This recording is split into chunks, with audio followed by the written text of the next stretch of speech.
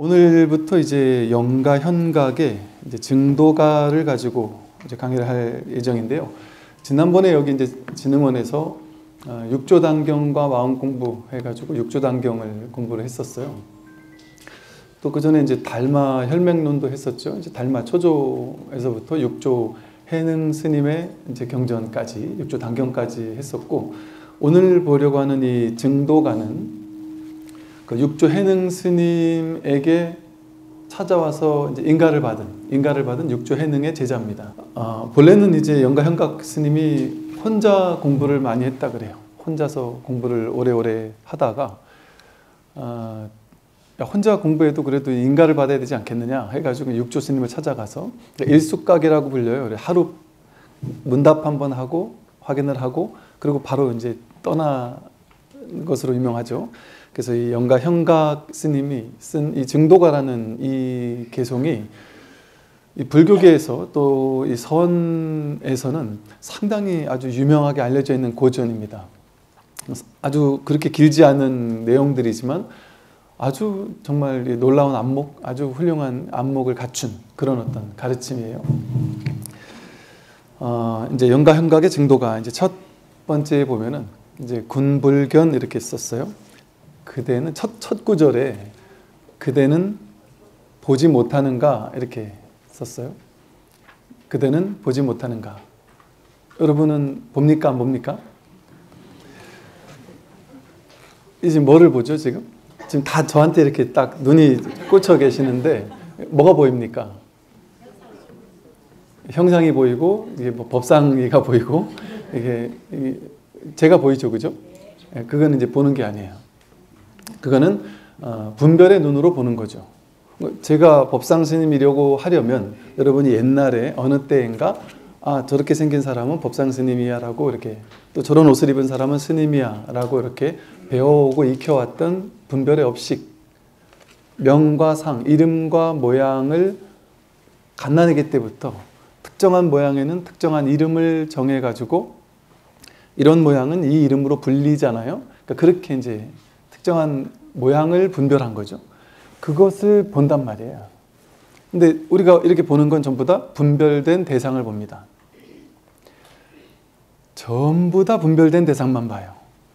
있는 그대로를 있는 그대로 보지 못하고 자기가 생각한, 해석한, 재해석한 세상을 만납니다. 갓난아기 때부터 지금까지 한 번도 빼지 않고 그것만 보고 살아왔어요. 그러니 갓난아기 때부터, 갓난아기 때는 이걸 갓난아기도 보지만 이걸 보고 컵이라고 하는 생각이 없겠죠. 분별이 없어요. 물이다라는 뭐 그런 생각도 없고, 보는 건 보는데 근데 그런 분별이 없단 말이죠. 근데 우리가 그 갓난아기 때부터 지금까지 살면서 계속해서 이렇게 분별을 해왔다 보니까 나이만큼 얼마나 많은 분별이 쌓여 있겠어요. 그러니까 여러분은 태어나서 지금까지 살면서 내 인생을 살았다 이렇게 생각하잖아요. 그리고 내 인생은 어떠했다. 나는 이렇게 인생을 살아서 내 인생은 이만하면 성공적이야. 내 인생은 나는 참 인생 실패했다. 이렇게 생각하잖아요. 그죠? 또 우리나라는 좋은 나라다. 또 우리나라는 어떤 곳이다. 여기에 대한 생각이 있고, 내가 만나는 사람, 가족, 자녀, 부모님, 주변 사람들, 모든 사람들은 어떤 사람인지에 대한 생각, 해석이 있단 말이에요. 내가 살고 있는 이 세상은 어떤 세상이다 하는 그런 자기 나름의 생각, 해석이 있잖아요. 그리고 당연히 그런 세상이지. 내가 여태까지 살면서 검증해 왔는데 이게 당연히 내가 알고 있는 그 세상이지라고 느끼며 살잖아요. 그런데 이렇게 나이 50, 60, 70이 다 되도록 대한민국은 이런 나라고, 인간이라는 존재는 이런 존재들이고, 나는 누구고, 세상 사람들은 어떤 사람들이고 하면서 내가 알고 있던 모든 것들, 내가 보고 있던, 너무나 분명하게 보고 있던 모든 것들, 거기에 대해서 문득 너무나 당연하게 그걸 알고 있다고 여기면 살았는데 인생의 어느 순간에 누군가가 말하는 거예요. 그거는 아니다. 제대로 본 게 아니다. 아니 스님, 저만 그렇게 보는 게 아니라 내 주변 사람도 다 그렇게 보는데 어떻게 이게 틀렸다고 할 수 있습니까? 다 틀렸다. 지금 전부 다. 모든 사람이 전부 다 허망한 망상을 보고 있다. 그러니까 착각해서 보고 있다. 이렇게 얘기할 때 이게 얼마나 당황스럽겠습니까? 내가 지금까지 보던 이것이 틀렸단 말인가? 내가 지금 보는 방식대로 세상이 그렇게 있을 것 같잖아요. 세상은 그렇게 있지 않습니다. 그건 내 머릿속에서만 그렇게 있어요.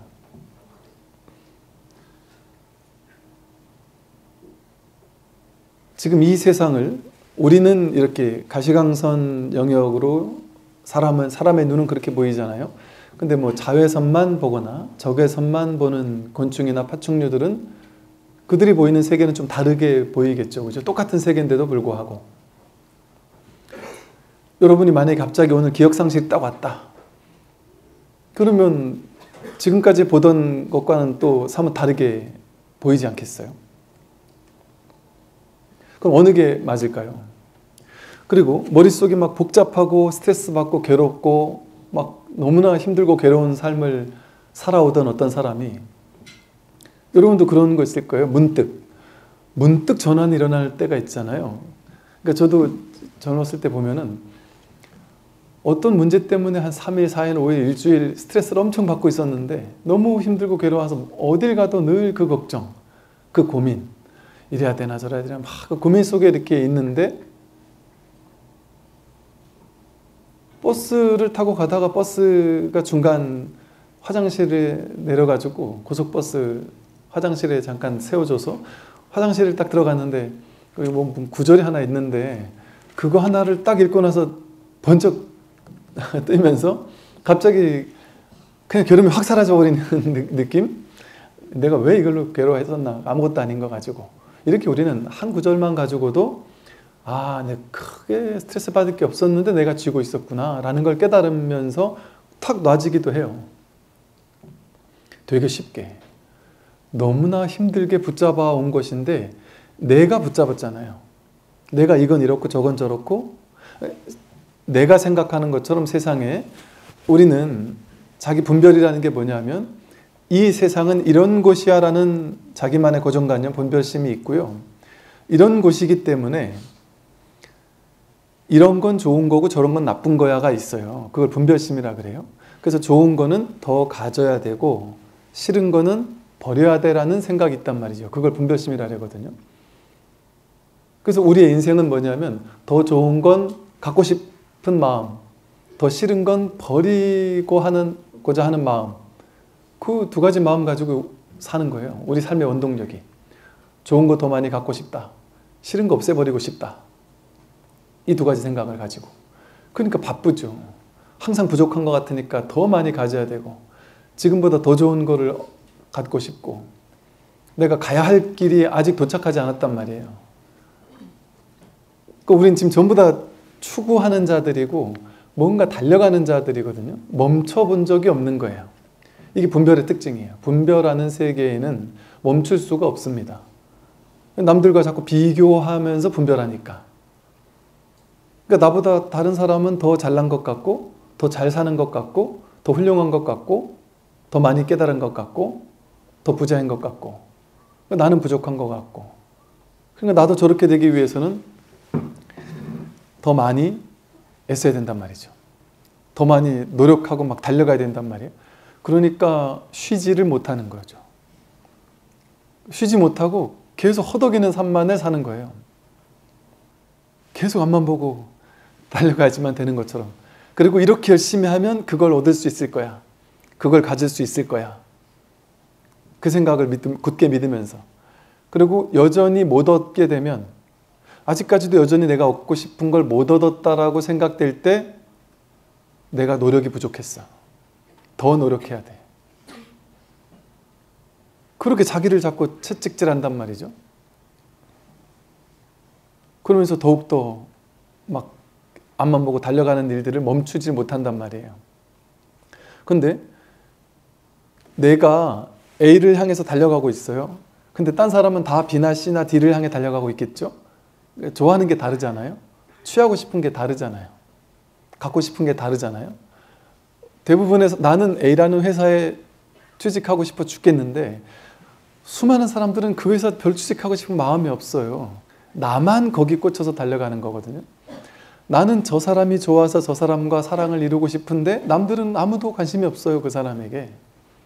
예를 들어 이런 것처럼 내가 사로잡혀 있고 내가 꽂혀 있는, 내가 갖고 싶은 그 모든 것은 어느 순간 내가 가져야 되겠다라고 한 생각 일으켰을 뿐이에요.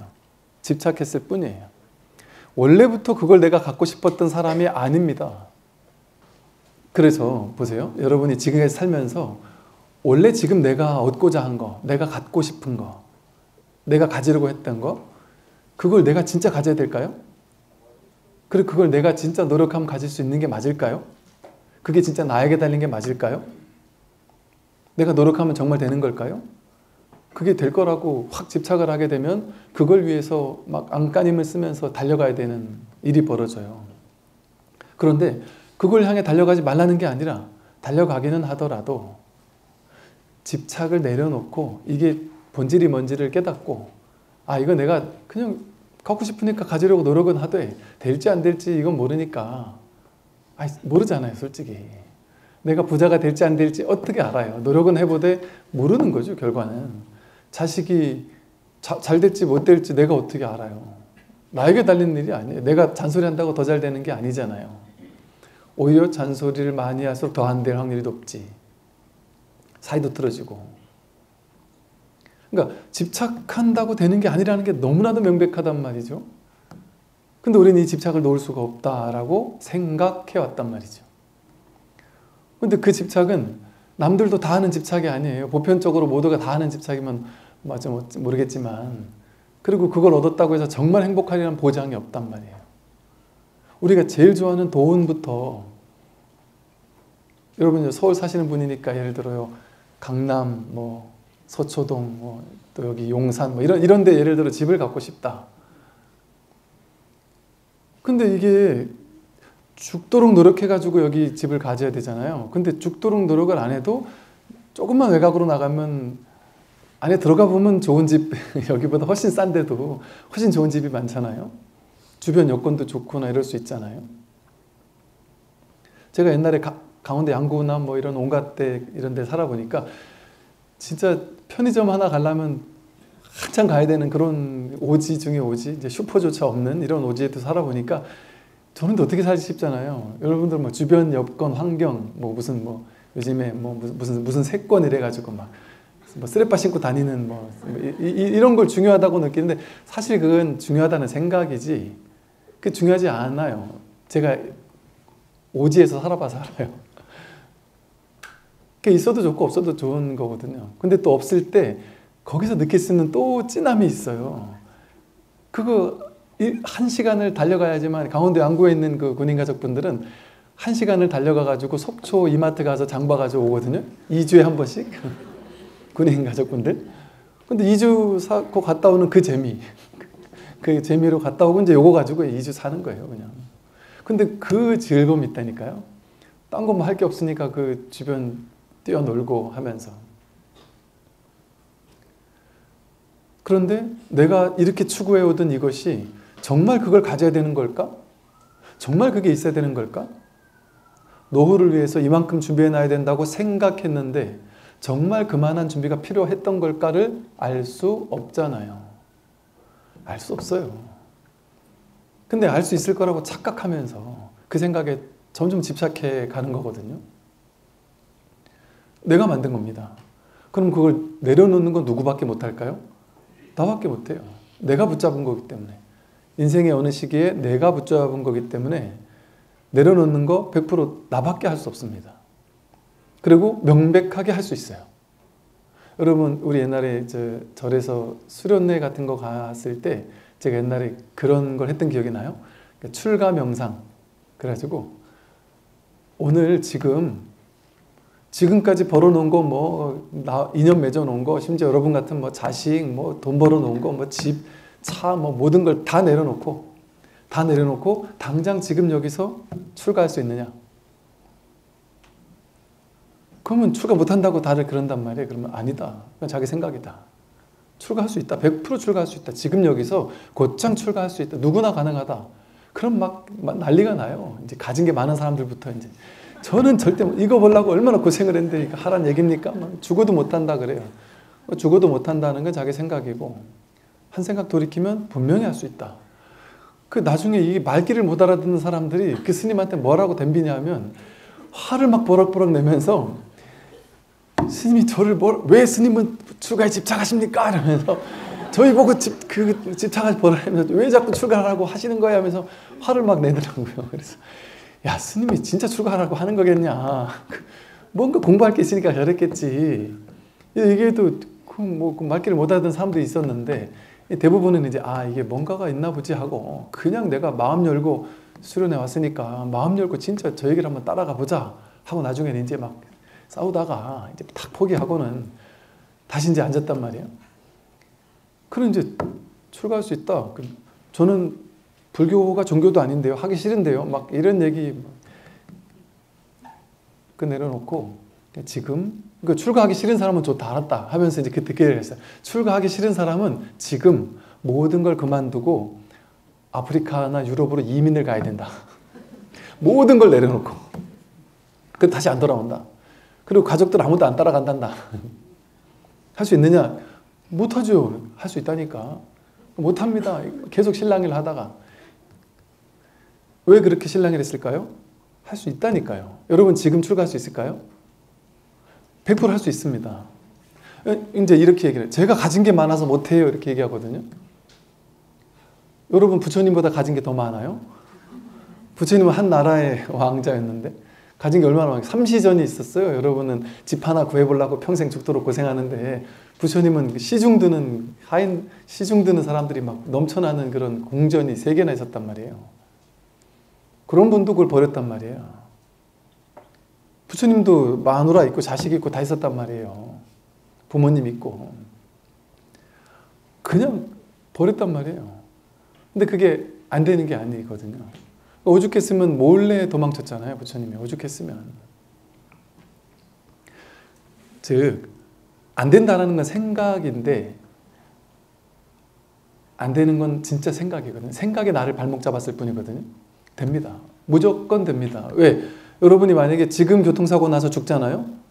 그럼 어차피 다 끝나는 거예요. 내가 준비하지 않아도. 내가 원한다고 안 되는 게 아니에요. 원하지 않아도 그 이별이 언제 올지 알 수 없는 시대를 살고 있어요.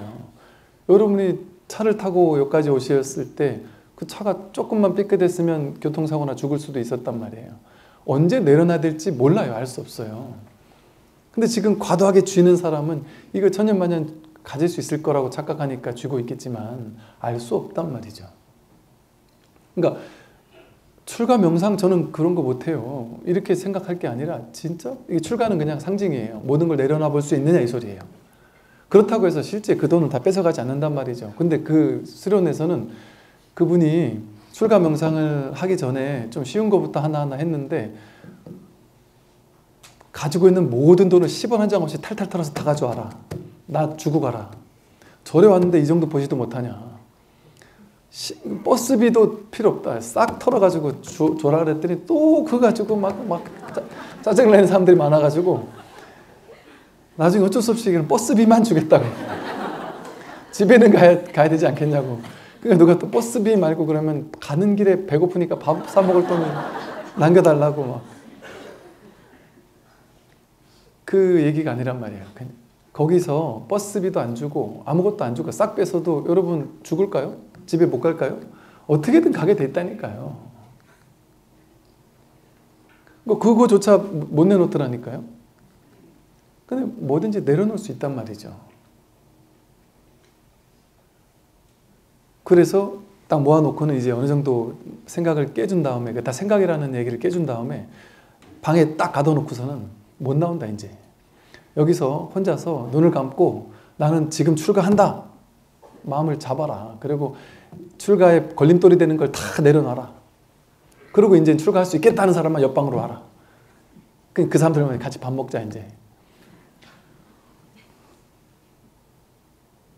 안 나올 것 같잖아요. 한 30분, 40분, 1시간도 안 돼가지고 대부분이 다 나와버렸어요. 다 출가할 수 있겠다. 가볍게 다 이제 다 내려놓을 수 있겠다. 그러고는 이제 모아놓고는 이젠 출가 안 시킨다. 다시 돌아가야 된다. 근데 그 중에 몇몇 사람은 진짜 출가하겠다는 사람이 있었다니까요. 그것도 고집이다. 돌아가라. 이렇게 말이죠. 그러니까 이렇게 한번 해보니까 뭐가 달라지냐면 한번 모든 걸 몰록 내려놔 보는 거예요. 어차피 생각으로 쥔 거니까 한번 확 내려놓을 수 있단 말이에요. 근데 난 죽어도 못한다고 생각한단 말이에요. 그걸 나이만큼의 세월 동안 쥐어왔단 말이에요, 우리는. 그러니까 죽어도 못 내려놓을 것 같아요. 그런데 내려놓을 수 있습니다. 내려놓으라는 얘기가 아니에요.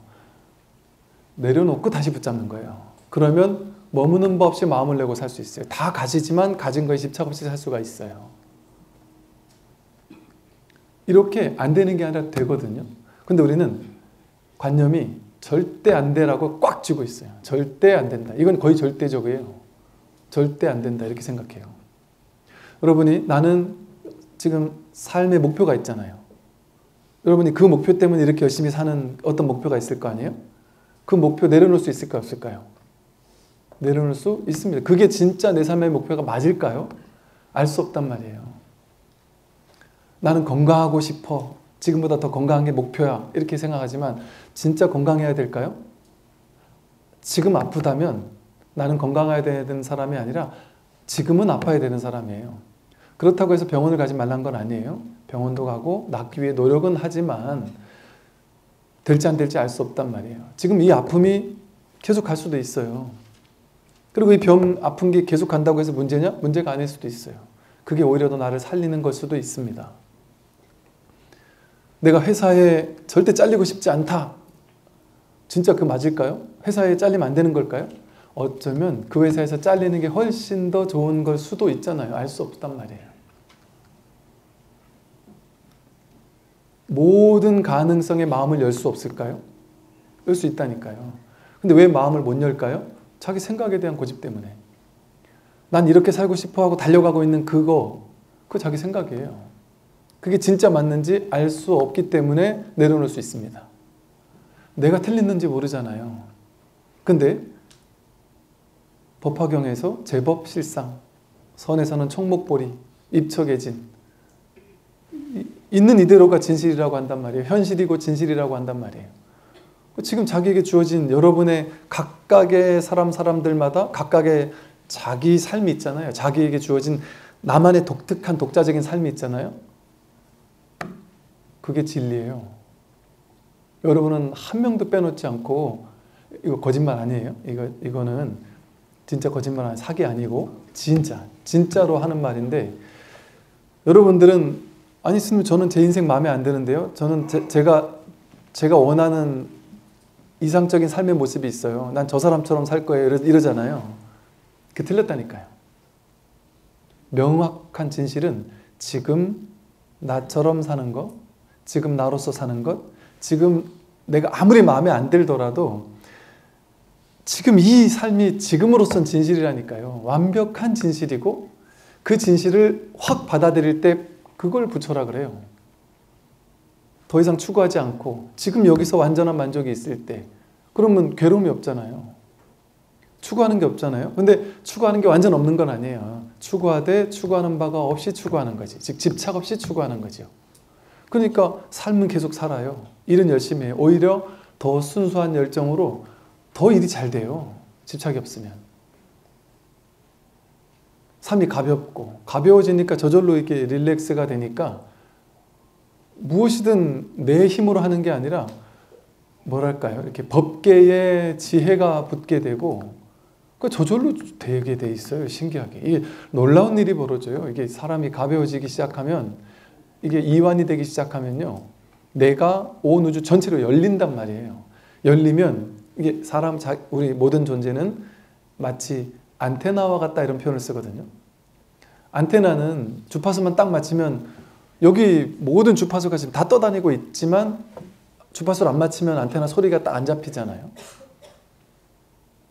그 우리가 안테나와 같다는 건 뭐냐면 이 세상에, 이 우주에 있는 일체 모든 지혜를, 이걸 뭐 어디 옛날에 영성 관련된 데서는 무슨 아카식 레코드 뭐 이렇게 얘기를 해요. 어떤 우주적인 도서관 같은 무한한 지혜가 완전히 꽉 들어차 있다는 거죠. 그 불법성 삼보가 구족돼 있다는 거예요.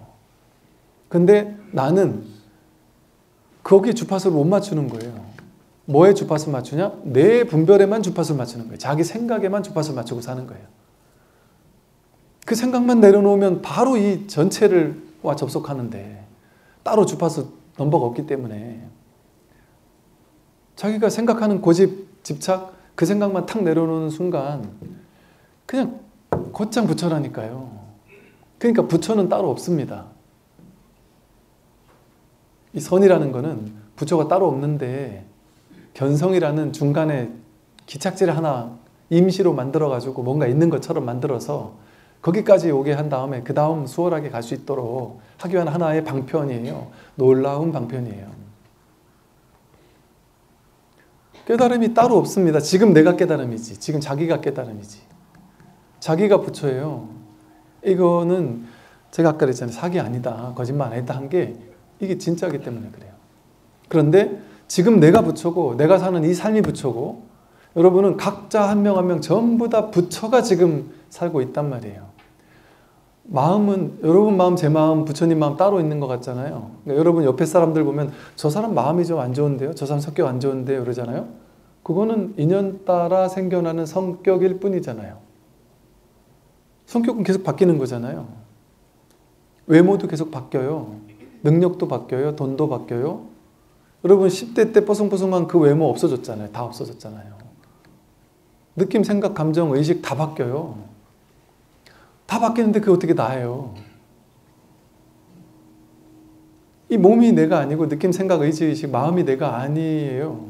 그런데도 불구하고 우리는 이렇게 들을 줄 알고 말할 줄 알고 생각할 줄 알고 볼 줄 알고 다 활활 발발하게 작용하고 있단 말이에요. 쓰고 있단 말이에요. 이게 갓난아기 때 뭐 썼습니까? 배고픈 줄 몰랐어요?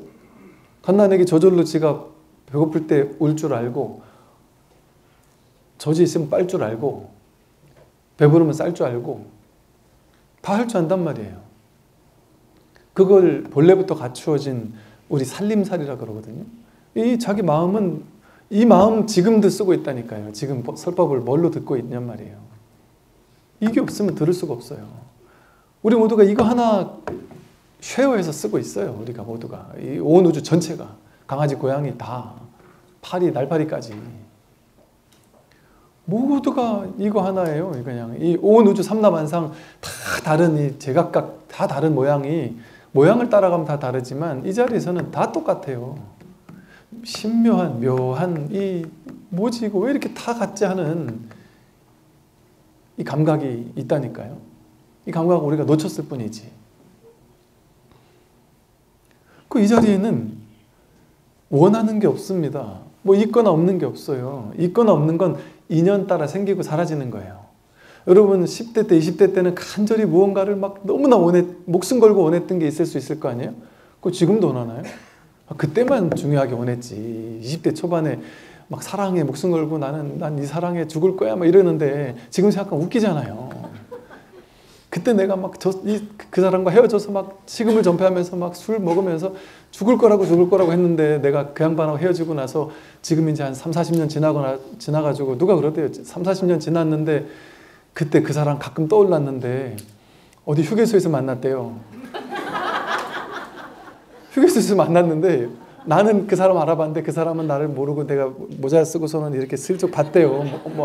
근데 외모부터가 벌써 그 사람은 분명한데 너무 찌질하고 지 애들하고 마누라고 하는 짓이 너무 찌질하고 내가 생각했던 그 아름다운 모습이 아니더래요. 이렇게 확 환상에 깨졌다라면서 야 40년 동안 내가 뭘 쥐고 있었던 거지? 이런 충격을 받더란 말이죠. 저기 환상 속에서 만들어졌던 그거 쥐고 있었던 거 아니냔 말이에요. 근데 그때는 목숨 걸 것 같았잖아요. 그거 하나가 중요했잖아요. 지금 생각하니까 전혀 중요하지 않잖아요. 똑같아요. 지금 내가 너무 중요한 거 있잖아요. 내가 반드시 해야만 해. 난 이거 아니면 절대 안 돼 하고 내가 집착하는 거. 자식에게 내가 딴 거엔 반응을 별로 안 하는데 자식이 게임만 하고 있으면 화를 버럭 낸다든지, 공부를 안 하면 벌을 낸다든지, 또 며느리나 사위가 왔는데 며느리나 사위의 어떤 특정한 행동이 막 짜증이 난다든지, 그게 다 집착이라니까요. 전부 다. 며느리는 이래야 돼 라는 생각, 그 집착이잖아요. 사위는 이래야 돼, 그런 게 어디 있어요. 자식은 이래야 돼, 이런 거 없어요. 자식은 부모한테 이 정도 용돈은 줘야 돼, 그런 거 없습니다. 너가 자식이니까 1년에 몇 번 이상은 찾아와야 돼, 그런 게 어디 있습니까? 인과응보죠. 제가 찾아오고 싶을 만큼 내가 훌륭한 부모였으면 알아서 오지 말라 해도 오는 거고, 내가 그러지 못한 사람이었으면 알아서 안 오는 거지. 그 자기를 볼 줄 알아야지. 그러니까 그냥 다 인과응보예요. 그러니까 그게 정해진 게 아무것도 없습니다. 우린 전부 다 정하고 있잖아요. 유교적인 생각에 의해서 윗사람한테 아랫사람은 잘해야 돼. 요즘 젊은 사람들은 그런 거 없어요. 그건 다 똑같고. 모든 게 고정관념이라니까요. 내가 뭔가 이렇게 한 번씩 여러분 화나는 지점이 있죠. 인생에서 내가 화나는 뚜껑 열리는 지점이 있잖아요. 사람마다 다르잖아요. 모든 거에 그냥 편안한데 살쪘다는 얘기만 들으면 막 화나는 사람도 있을 수 있고 나는 모든 거에 다 나는 화가 없어 이러는데 갑자기 어떤 한마디에 막 욱하는 경우도 있잖아요. 그게 자기가 어디에 집착하고 있는지, 어디에 내가 의미부여하고 있는지, 인생에 뭐가 중요하다고 여기는지 그거를 알려주는 지점이거든요. 그러니까 자기를 돌아볼 수 있는 좋은 기회예요. 뭔가 욱하고 막 이 평상심에서 확 벗어나는 순간을 보면, 화가 버럭 나는 순간을 보면, 아, 내가 어디에 묶여 있구나, 어떤 생각에 사로잡혀 있구나, 내가 왜 이렇게 화를 냈지? 처음엔 자기도 몰라요. 근데 가만히 돌이켜서 보면, 아, 이거의 뿌리는 이 생각에 있구나라는 게 보이거든요. 내가 이 생각을 쥐고 있었구나. 근데 가만히 또 그 생각이 왜 내가 이 생각을 쥐고 있었지를 보면, 어렸을 때 어떤 경험 때문에, 어떤 기억 때문에, 이걸로 인해서 내가 뭐 상처받았던 것 때문에, 그게 여태까지 남아서 내 현재를 지배하고 있는 거거든요. 그런 걸 볼 때마다 하나씩 노연하게 돼요. 과도하게 내가 사로잡혀 있던 부분들을.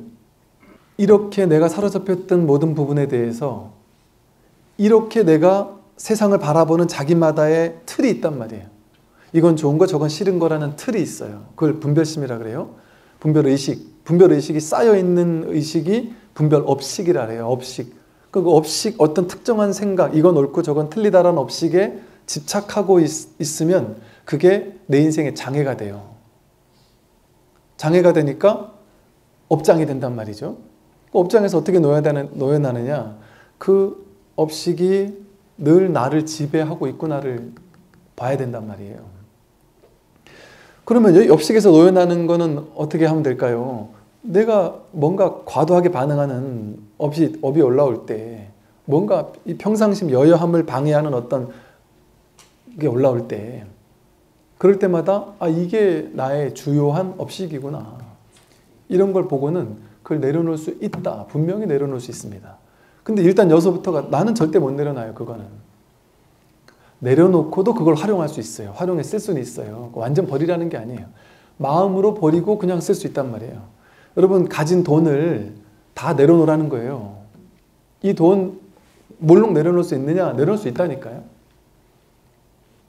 다 내려놓고 다시 쓰라는 거예요. 그걸 실제 여기다 갖다 바치라는 게 아니고, 거기에 대한 집착만 탁 내려놓고 나서 그거 내가 알아서 다 쓸 수 있단 말이에요. 그러면 있으면 있어서 좋고 없으면 없어서 좋고, 지금 이대로 문제 없단 말이에요.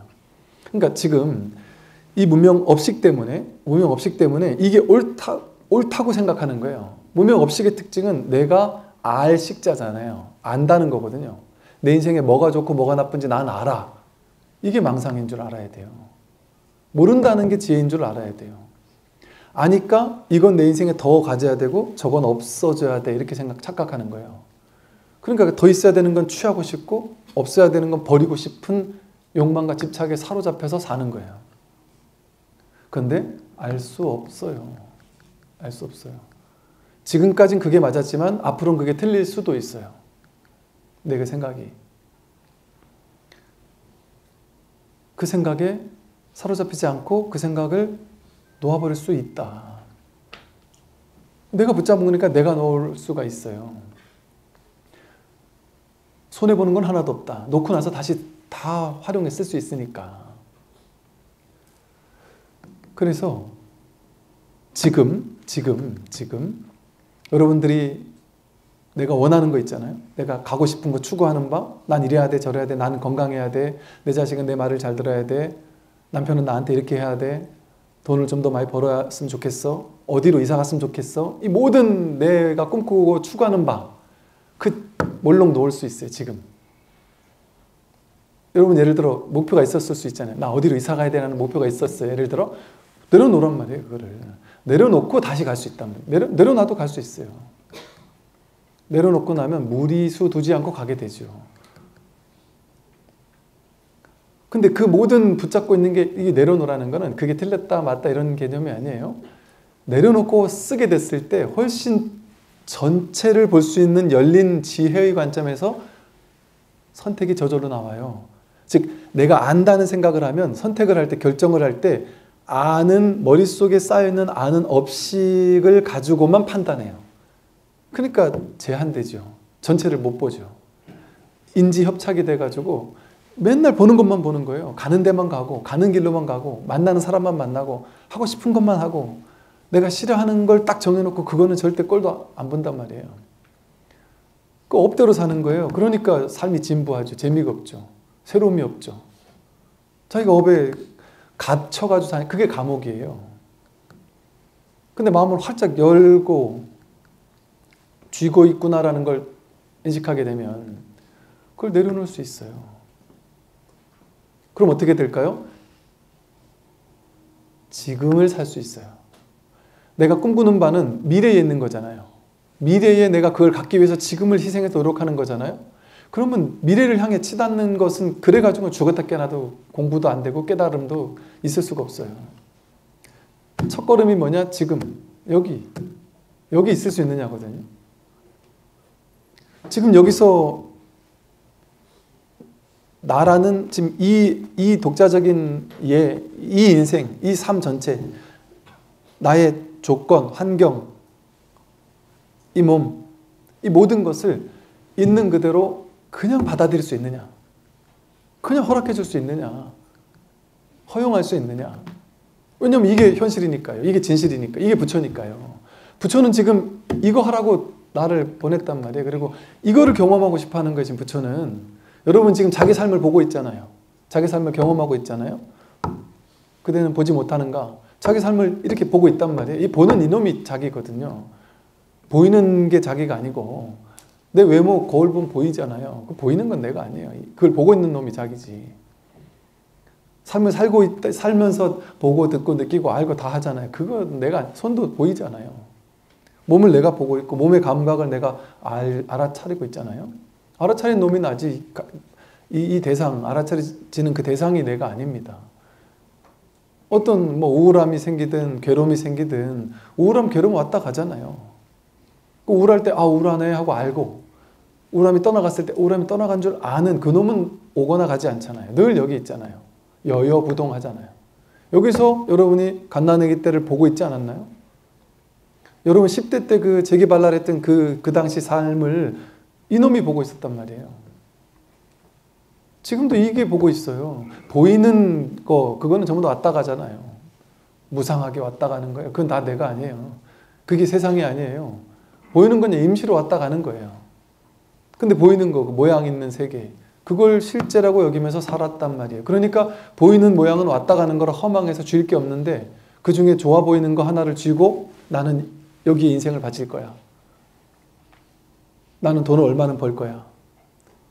저 사람은 나한테 이렇게 해야 돼. 삶은 이렇게 사는 거야. 저렇게 사는 거야. 온갖 생각 가지고 자신을 구속하고 있잖아요. 그러니까 이 사람이 이제 마음 공부를 하면 점점 뭐랄까 좀 표독스러운 그 도끼가 좀 빠지면서요. 그 집착하는 생각들 있잖아요. 이렇게 사람들 보면 자기만의 생각이 더 강한 사람 있잖아요. 저 사람 앞에 가서 뭔 말을 못하겠어 싶은 사람 있잖아요. 너무 생각이 강해가지고 뭔 말을 못하겠어. 뭔 말만 하면 그냥 갖다 들이받으니까. 그런 사람들 주변에 사람이 없어요. 근데 마음 공부를 하면 이래도 흥 저래도. 왜냐면 내가 할 말 있을 때 하긴 하는데, 할 여건이 되면 하긴 하는데 굳이 뭐 그제 집착하지 않는단 말이에요. 그냥 뭐 대세를 따르는 느낌으로 이렇게 살기도 해요.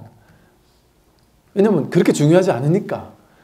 야, 우리 뭐 어디 갈까? 뭐 할까? 뭐 이번 여행에 어디 갈까? 뭐 타고 갈까? 뭐 중요해요. 그거 뭐 그냥 있는 따라 하면 되지. 그러니까 뭐가 됐든 삶에 고집스러움이 노열한단 말이죠. 그거 지금 놓을 수 있습니다. 왜? 부초를 따를 거예요? 자기 생각을 따를 거예요? 이거 분별심을 따를 것이냐, 무분별지를 따를 것이냐 이거거든요. 무분별지 반야지혜가 부초잖아요. 근데 자기 생각이 분별심이잖아요. 그러면 생각, 분별심을 따라가겠다? 그거는 내가 생각한 인생 살겠다 이런 사람이에요. 내가 생각한 인생대로 내 인생을 계획해가지고 계획한 대로 하겠다. 그거를 하지 말라는 게, 그건 하긴 하더라도 거기에 집착만 안 할 수 있어요. 그래서 어떻게 삶이 바뀌냐면, 내 계획을 세우긴 하는데 계획에 집착은 없고, 내 생각이 만든 계획보다 부처님이 계획이 더 지혜롭잖아요. 부처님의 계획은 뭐예요? 현실이에요. 근데 현실이 어떻게 될지 몰라요. 이 중중무진의 연기가 내 현실을 어떻게 작용시킬지 알 수 없습니다. 오직 모를 뿐이란 말이에요. 오직 모를 뿐이라는 사실을 알면 집착하지 않죠. 그런데 나는 A로 가고 싶었는데 가족 모두가 B로 가자고 자꾸 그래요. 다수결로 밀리긴 하는데, 내가 그래도 예를 들어 장남인데 내 말 들어 하고 막, 아니면 내가 아빠인데 내 말 들어 하고 이러는데 가족 다 싫어해요. 그럼 옛날에는 내 말 들어 이랬다가 나중에는 이건 진짜 아닌데, 절로 가는 저 사람들은 진짜 모르는구나, 저건 진짜 아닌데, 여기 맞는데 싶어도, 다 같이 좀 아니다 싶어도 이 사람들이 이렇게 하자려면 그래 뭐 그렇게 해보자 하고 따라가기도 한단 말이에요. 그런데 놀라운 일이 벌어질 수 있어요. 내 고집을 내려놓고 저 어리석은 애들의 말을 들었는데, 저 어리석은 사람들의 말을 들었는데 결과가 더 좋을 수 없을 거 있을까요? 있다니까요. 제가 군에 있을 때 얘기를 들어보면요, 진짜 그 말이 맞아요. 남자들이 자기 똑똑한 대로 하는 것보다 보살님 말 들으면 안 되는 게 없다고 하는 게, 군인분들 보통 남편들이 이게 대가 세거든요. 이게 집에서 애들 보살님까지 점호 안 시키면 다행이에요. 그런 사람이 많은데, 그러던 아빠가 마음 공부하고 마음이 편안해지고, 야, 내가 그동안 너무 이렇게 진짜 고집이 많았구나, 집착이 많았구나, 애들이 내 밑에서 얼마나 힘들었을까, 내 아내가 나 때문에 얼마나 힘들었을까, 이제는 내가 이들을 위해서 살아야지, 이렇게 마음을 내고 살았다는 거죠. 그러면서 이제 다 얘기해주고 이러니까 평소에 안 하던 말도 이렇게 저렇게 하더라는 거죠. 그래서 그동안 내가 너무 힘들게 내가 쥐고 살았으니까 이 사람 얼마나 힘들었겠나, 이제 내 뜻 들어줘야지 했는데, 그래 들어줄게 하고 이제 그동안 미안했다 하면서 얘기를 다 하고 났더니, 나중에 내가 여태까지 그러면 한 번 안 했는데 한마디 해도 돼 이러더래요. 그래서 해. 그래서 난 뭐든지 들을 자세가 돼 있어 이랬대요. 근데 그 보살님이 그러더래요. 나 군인 가족들하고 군 관사에 안 살고 나가서 살면 안 돼? 집 하나 사줘 이러더래요. 근데 이 거사님이 그 당시 이 거사님 머릿속에는 이건 미친 짓이다. 아니 군대에서 공짜로 주는데 왜 나가려 그러냐, 공짜로 다 나오는데 이건 도저히 말도 안 되는 소리다. 그리고 이분이 얘기 듣기로 자기 이제 무슨 군인들하고 얘기한 걸 보면 집 갔으면 반드시 폭락한다.